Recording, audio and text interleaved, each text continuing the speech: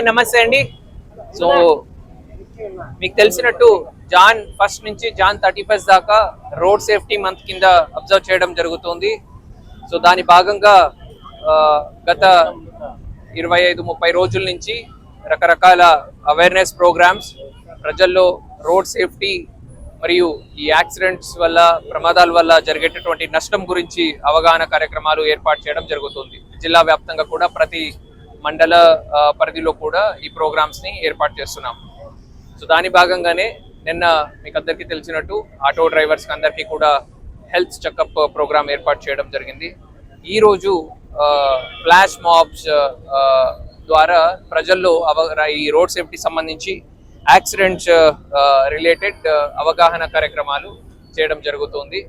ఈ flash mobs dances మాత్రమే కాకుండా డాన్సెస్, స్కిట్స్, స్ట్రీట్ ప్లేస్ ఇట్లాంటివి కూడా జిల్లా వ్యాప్తంగా అన్ని పోలీస్ స్టేషన్ పరిధిలో కూడా ఈరోజు ఏర్పాటు చేయడం జరిగింది. మీకు అందరికీ తెలుసు, లాస్ట్ 3 days బ్యాక్ మనం పెట్టుకున్న ఒక మీడియా బ్రీఫింగ్లో నేను చెప్పడం కూడా జరిగింది.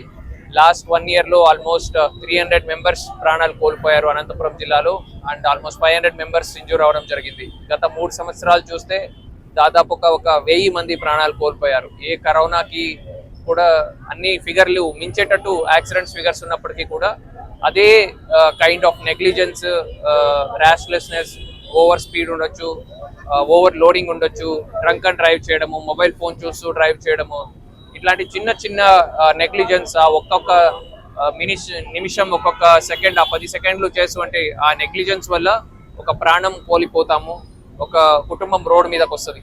సో దీనికి సంబంధించి అందరూ కూడా శ్రద్ధ వహించి రోడ్ సేఫ్టీ నార్మ్స్ ఏమున్నాయి, రూల్స్ ఏమున్నాయి, దాని అందరూ కూడా పాటించాలని, మా అందరి కుటుంబాలు సేఫ్గా ఉండాలని, దాని గురించి మనం అందరూ మా వంత బాధ్యత అందరూ కూడా ఎఫర్ట్స్ పెట్టాలని కోరుకుంటున్నాం. Thank you.